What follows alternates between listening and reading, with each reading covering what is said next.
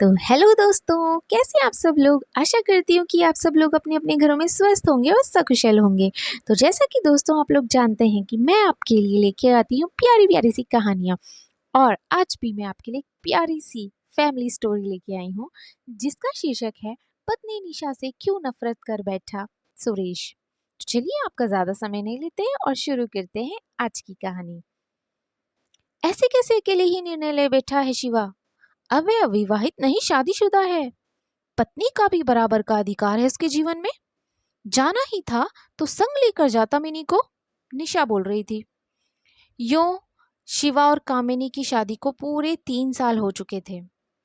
उसके पति शिवा ने भारत में नौकरी छोड़ दी और ऑस्ट्रेलिया में आगे शिक्षा प्राप्त करने हेतु अर्जी दी थी, जो कि स्वीकार हो गई थी। उसे अच्छा खासा वजीफा भी मिल रहा था। ऐसे में शिवा यह मौका हाथ से जाने देने के लिए बिल्कुल तैयार नहीं था। मिनी यहाँ अकेली नहीं रहना चाहती थी, मगर खर्चों के कारण शिवा के साथ जाना भी संभव नहीं था। और यही कारण था कि दोनों में अक्सर मनमुटाव होता रहता था। कुछ दिन सोच विचार करने के लिए मिनी मायके चली आई। सोचा थोड़े दिन अलग रहकर बिताएगी तो शायद सही निर्णय पर पहुंच पाएगी। यह दोनों की सहमति से ही हो रहा था। मिनी नहीं चाहती थी कि माता पिता दोनों में से कोई भी उसकी गृहस्थी के निर्णय में दखल दे। वैसे भी पिता सुरेश चुपचाप हमेशा अपनी ही चलाते थे और हर मामले में निशा तिरस्कार सहती आ रही थी। वह इस बात को देखती और समझती रही थी और इसीलिए उसने दोनों को कुछ नहीं बताया।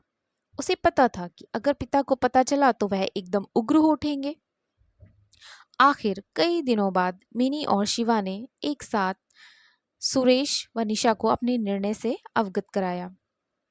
शिवा 2 वर्षों की प्रबंधक शिक्षा के लिए ऑस्ट्रेलिया जाएंगे और इस बीच मैं यहाँ रहकर अपनी नौकरी करती रहूंगी। फिर इनकी शिक्षा पूरी होने पर देखते हैं कि कहाँ अच्छी नौकरी मिलती है। उसी हिसाब से आगे की योजना बनाएंगे। मिनी की इस बात से जहां मां निशा सहमत ना होते हुए भी ब्याहता बेटी के निर्णय का सम्मान कर रही थी, वहीं सुरेश के चेहरे पर कुंठा साफ झलक रही थी। मैं तुम दोनों के इस निर्णय से असंतुष्ट हूँ।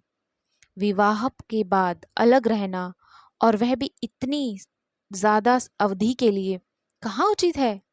सुरेश के ऐसा कहते ही मानो एक गहरी खाई खुल गई और एकाएक वे उसमें गिरते चले गए। करीब 24 वर्ष पूर्व, जब मिनी मात्र 3 साल की थी, उसके पिता सुरेश को एक अच्छी नौकरी की तलाश विदेश ले गई। कतर में कंपनी ने ही रहने को क्वार्टर दिया था। पीछे निशा और मिनी को एक किराए के घर में छोड़ सुरेश अच्छा पैसा कमाने के लिए निकल पड़े थे। आखिर यह पैसा ही उनकी गृहस्थी की गाड़ी को फर्राटे से चला पाएगा ना। कतर में दिन रात कड़ी मेहनत मशक्कत में कब वक्त व्यतीत हो जाता पता ही नहीं चलता। रात को शहर से दूर ऑफ साइट कंपनी के अहाते में सुरेश अपनी पत्नी निशा की स्नेहपूर्ण यादों के सहारे समय काटते थे।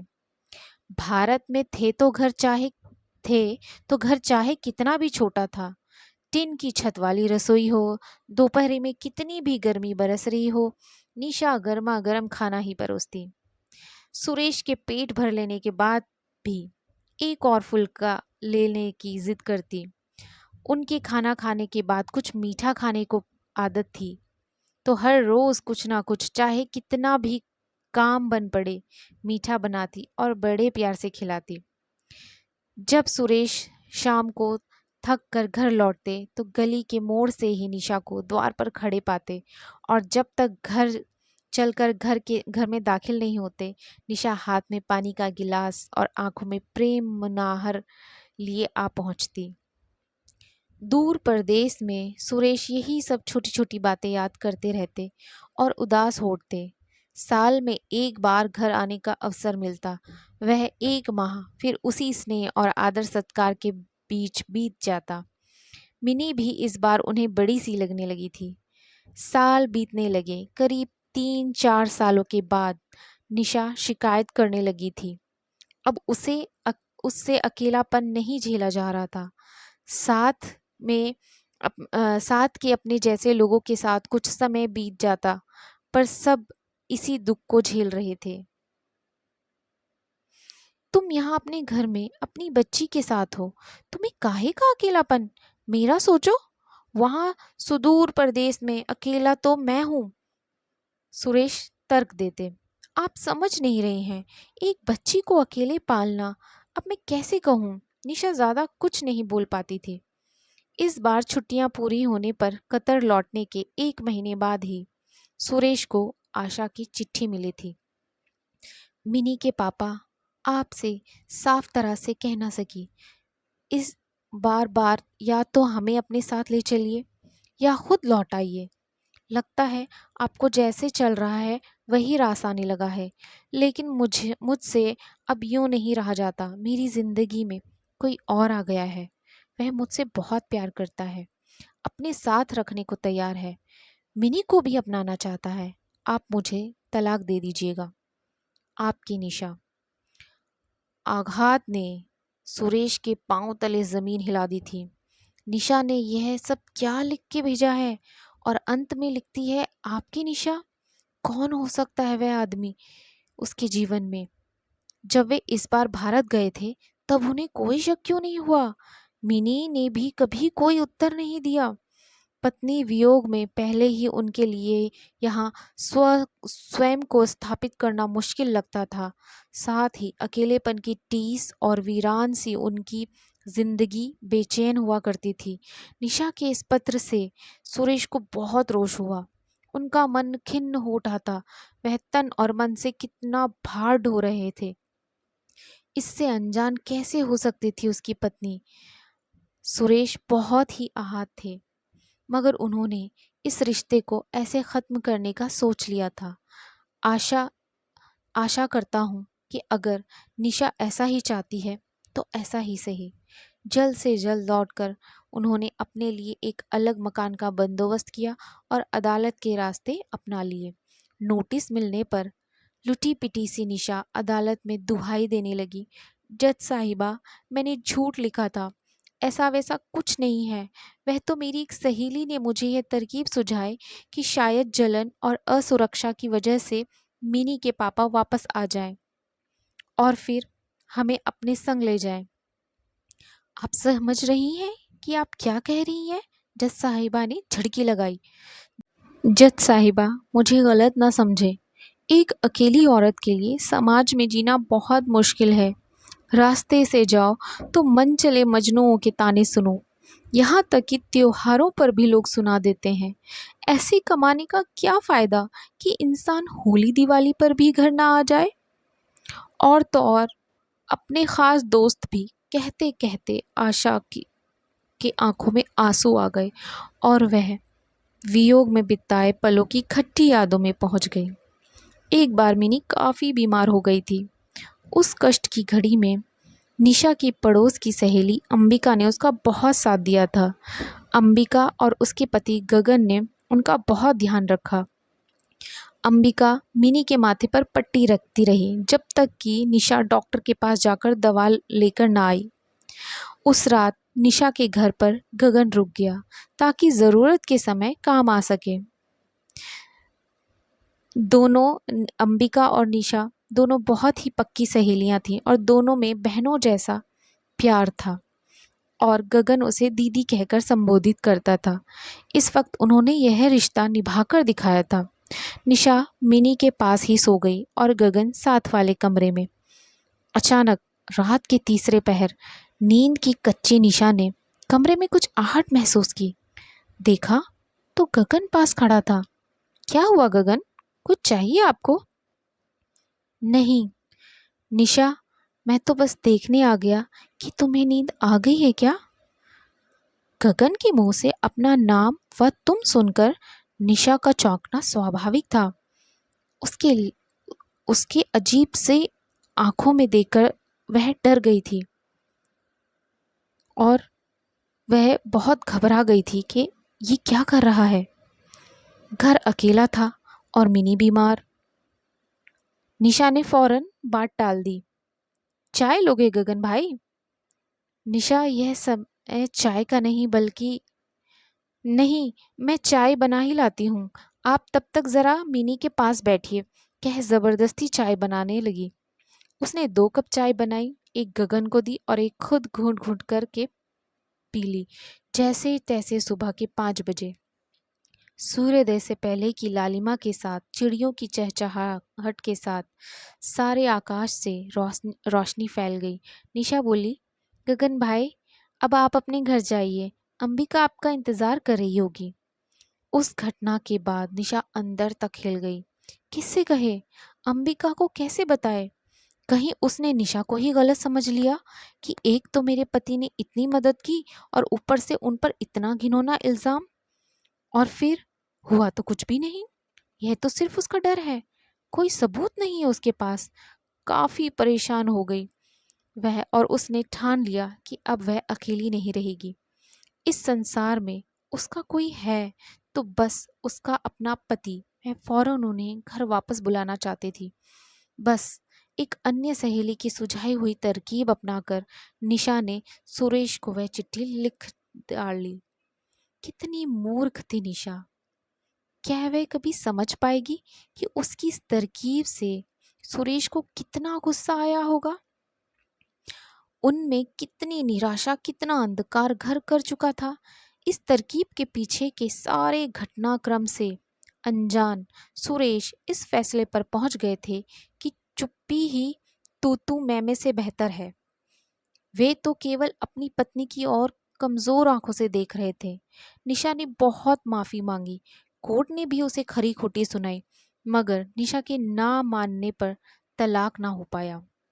उन्हें साथ ही रहना था, लेकिन सुरेश के मन में गांठ फांस गई थी। उन्हें निशा की ओर से एक तरफ अलग ही कर दिया था। बस यूं तो बुझे मन से निभाने के लिए सुरेश ने अपना सारा जीवन बस ऐसे ही उसके साथ एक घर में काट दिया था। मिनी को इस बात की कुछ हल्की फुल्की जानकारी मौसी से मिली थी, जो कभी कभार आती थी। आज उसका पति वही करने जा रहा था जिसका परिणाम उसके पिता आज तक भुगत रहे थे। तो भला कैसे मान जाते इस निर्णय को? सारी चीजों से वाकिफ मिनी भी समझ रही थी, बेटियां माओ की थोड़ी अधिक करीब होती हैं। यही कारण था कि बड़ी होती मिनी ने माता पिता की बीच की दूरी को भांप लिया था। पूछने पर माँ ने अपनी गलती तथा अपने दिल का हाल दोनों अपनी बेटी मिनी के सामने उड़ेल दिए थे। संवेदनशील मिनी अब समझ गई थी, लेकिन मर्यादा का पालन इसी में था कि वह छोटी थी और छोटों की भांति रहती। सो इस विषय पर उसने कभी कुछ कहना उचित नहीं समझा। मगर आज एक झूठे सच को लेकर इतना परेशान भी तो नहीं देख पा रही थी वह अपनी माँ को। बहुत उधेड़ बुन में उलझे थे दिल और दिमाग। आज वह स्वयं शादीशुदा है, पति पत्नी के रिश्ते की नज़ाकत को पहचानती है। क्या आगे बढ़कर एक प्रयास करना उचित होगा? मिनी शिवा के साथ अपने घर लौट आई। शिवा जाने की तैयारी में था। मिनी उसका पूरा साथ दे रही थी। वह चाहती थी कि शिवा खुशी मन से जाए, पूरी लगन से अपनी शिक्षा पूर्ण करे और फिर दोनों साथ में एक बेहतर जिंदगी जिए। नियत दिन शिवा चला गया। आजकल के युग में जहाँ संपूर्ण दुनिया एक ग्लोबल विलेज बन गई है, जहाँ स्काइप, ट्विटर, व्हाट्सएप आदि ने सात समुंदर पार की दूरियों को हमारी हथेलियों पर सिमटा दिया, वहाँ लॉन्ग डिस्टेंस रिलेशनशिप का निभाना इतना कठिन नहीं। मिनी यह बात अच्छी तरह समझती थी। उसका पति उससे बहुत दूर एक दूसरे महाद्वीप में होते हुए भी उसकी इतने पास था कि आज उसने क्या खाया, कितने बजे सोई, क्या कपड़े पहने, किस किस से मिले, क्या सीखा आदि सब चीज़ों से वाकिफ थी। इसी तरह वह जो कुछ अपने पति से बांटना चाहती थी, वह हर बात शिवा से कर सकती थी। देश भले ही दूर थे, मगर इतना साथ भी बहुत था। और फिर वह जानती थी कि ये दूरियां केवल 2 साल के लिए हैं। जब समय पूरा हो जाएगा तो परीक्षा भी खत्म हो जाएगी। कुछ समय बाद मिनी फिर अपने मायके चली जाती। एक ही शहर में मायका और ससुराल होने का फायदा भी बहुत है कि जल्दी जल्दी मिलना जुलना हो जाता है। माता पिता ने शिवा के हालचाल पूछे और मिनी को सारी जानकारी है, इस बात से उन्हें तसल्ली मिली। चल अच्छा है बिटिया, तेरी शिवाजी से रोज़ बातें हो जाती हैं, हमारे ज़माने में तो बस चिट्ठियों का सहारा था। निशा के कहते ही सुरेश बिफर पड़े। हाँ, बहुत सहारा था चिट्ठियों का। जो बातें मुंह पर ना कह सको वो लिखकर भेज दो। एक बार फिर उपेक्षा से निशा की आंखें छलक आई। पल्लू की कोर से धीरे से आंखें पोंछती निशा बहाने से उठ गई, पर मिनी से यह बात ना छिप सकी। पापा, आप कब तक यूं? फिर कुछ सोचकर उसने अपने पिता का हाथ थामकर उसे कमरे में ले गई और चिटकनी चढ़ा दी। आज मिनी ने फैसला कर ही लिया था कि आज वह अपने मन की बात अपने पिता से कहकर ही रहेंगी, क्योंकि जो गलतफहमी उन्होंने इतने सालों में पाली और जिसकी वजह से वह बार बार उनकी उसकी माँ का तिरस्कार करते रहते, तो आज उसने ये फैसला कर ही लिया था कि सारी सच्चाई वह अपने पिता को बताकर ही रहेंगी। मैं नहीं चाहती कि मम्मी हमारी बातें सुन ले। पापा, शायद मैं पूरी तरह ना समझ पाऊं कि आप पर मम्मी की वह चिट्ठी पढ़कर क्या गुजरी होगी, क्योंकि जिस पर बीतती है वही जानता है। लेकिन फिर यही लॉजिक मम्मी की भावनाओं पर भी तो लागू होगा ना। जैसे आपको अपनी ठेस, अपना आघात ज्ञात है, वैसे ही क्या आपने कभी मम्मी से ये जानना चाहा कि क्यों उन्होंने इतना बड़ा झूठ बोला? इतना बड़ा झूठ जिसकी सजा वे आज तक भुगत रही हैं। मिनी ने आगे कहा, जैसे आज मेरे पति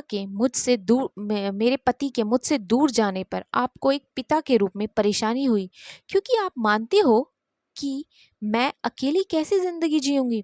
लेकिन पापा, मेरे पास आप दोनों हो और बच्चे की जिम्मेदारी भी नहीं है मेरे पास। मम्मी के पास मैं थी और घर परिवार वाले सब दूर। ऐसे में उन्हें कितनी ही परेशानियां आई होंगी।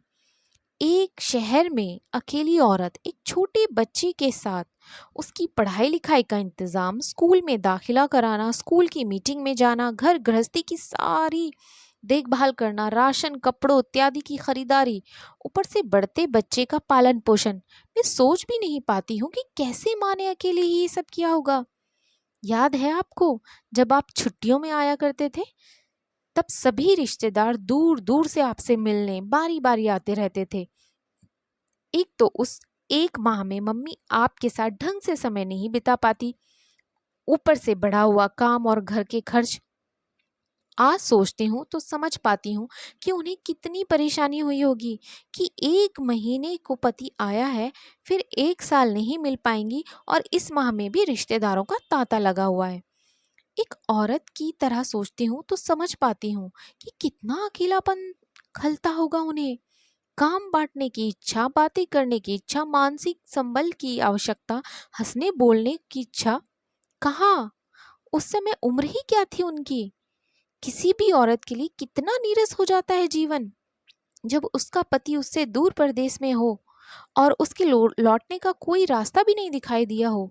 जरा सोचिए पापा, किस हद तक अकेली हो गई कि उनकी जिंदगी में उन्होंने ये कदम उठा लिया।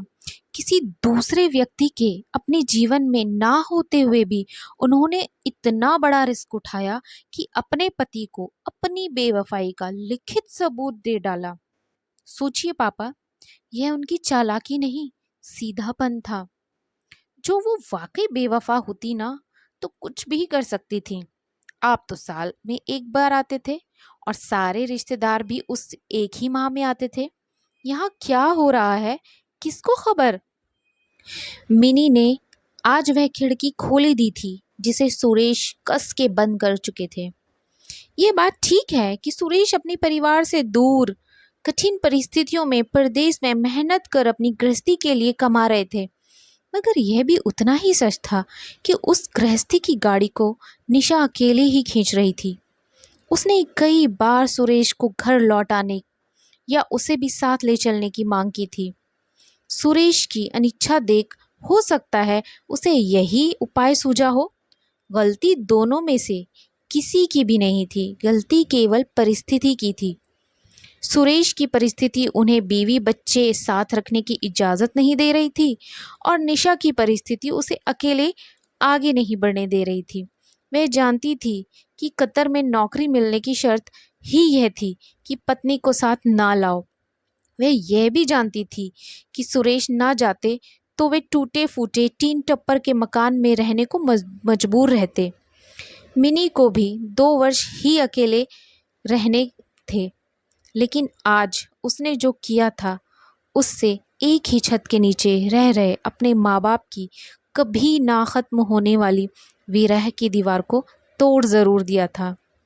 इस बार मायके से अपने घर वापस लौटने पर मिनी अकेले होते हुए भी मुस्कुरा रही थी।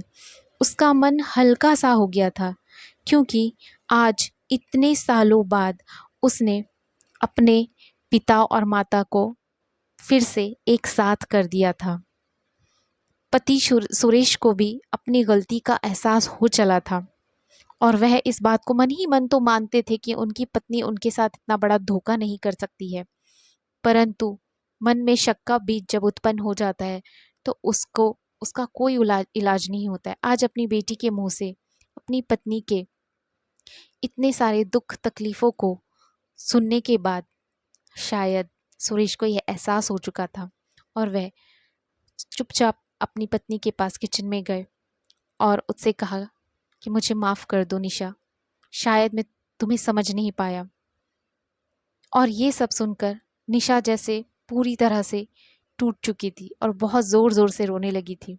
अपने माता पिता को ऐसे इतने सालों बाद एक साथ करीब देखकर मिनी बहुत खुश थी और आज के बाद उसे यह एहसास हो गया था कि अब उसके माता पिता के बीच, उनके दरमियान कोई गलतफहमी नहीं है, बस प्यार ही है। और इसीलिए जब मिनी अपने घर लौटी तो बहुत ही संतुष्ट और खुश थी इस बात को लेकर कि अब उसके माता पिता के बीच कोई गलतफहमी नहीं है, बस उनके बीच प्यार ही प्यार है। तो दोस्तों, ये थी मेरी आज की प्यारी सी कहानी। आपको मेरी ये कहानी कैसी लगी आप ज़रूर मुझे कमेंट करके बताइएगा। और अगर आपको मेरी कहानी अच्छी लगी तो अपने दोस्तों के साथ भी ज़रूर शेयर कीजिएगा, परिवार वालों के साथ ज़रूर शेयर कीजिएगा और प्लीज़ मेरे चैनल को सब्सक्राइब कर दीजिएगा। मैं ऐसे ही आप लोगों के लिए प्यारी प्यारी सी कहानियाँ लाती रहूँगी। तो दोस्तों, यही होता है एक गलतफहमी एक अच्छे खासे रिश्ते को ख़त्म कर देती है, तोड़ देती है। हमें जो भी मन की बातें होती हैं हमें अपने मन में नहीं रखनी चाहिए और अपने साथी को बता देनी चाहिए कि उससे क्या दिक्कत क्या परेशानी है। अब जैसे निशा ने यहाँ पे झूठ बोला कि शायद ये झूठ बोल कर कि कोई और व्यक्ति उसकी ज़िंदगी में आ गया है, उसके पति उसको साथ ले जाएं या उसके काम छोड़कर साथ आए, लेकिन हुआ तो इसका उल्टा ही। उसका पति उससे इतने सालों तक नाराज़ रहा। वो तो बेटी की बदौलत, बेटी ने उसे एहसास दिलाया कि ऐसा कुछ नहीं था, तब जाके वह माना। तो सोचो, एक हंसता खेलता परिवार एक छोटे से झूठ के कारण टूट सकता है, अपनी बातें मन में रखने के कारण टूट सकता है। एक रिश्ता ऐसा होना चाहिए कि हम बिना डरे, बिना झिझके अपने मन की बातें एक दूसरे से कर सकें, वही रिश्ता कामयाब होता है और रिश्ते में विश्वास होना बहुत ज़रूरी है। पर यहाँ पर मैं सुरेश की भी कोई गलती नहीं मानूंगी, क्योंकि सुरेश को उसकी पत्नी ने खुद लिख के दिया था कि उसकी ज़िंदगी में कोई अन्य व्यक्ति आ चुका है, तो वह भी क्या करता। तो इसीलिए कहते हैं जो निशा ने गलती की वैसी गलती हमें अपने जीवन में नहीं करनी चाहिए। जो भी हमारे मन में बात है अपने साथी से कह देनी चाहिए, खुलकर कह देनी चाहिए। भले वो बात माने ना माने वो बात की बात है, परंतु इतना कष्ट और इतनी परेशानी तो नहीं झेलनी पड़ती। तो दोस्तों, आपको मेरी कहानी कैसी लगी मुझे ज़रूर कमेंट करके बताइएगा और आप लोगों के लिए मैं ऐसी ही प्यारी प्यारी सी कहानियाँ लेकर आती रहूँगी। तो चलिए दोस्तों, आपसे अलविदा लेती हूँ और प्लीज़ जाने से पहले मैं आपको एक बार और कहना चाहूँगी कि प्लीज़ मेरी चैनल को सब्सक्राइब कर दीजिएगा और मेरी स्टोरी को लाइक कर दीजिएगा। तब तक के लिए बाय बाय, टेक केयर।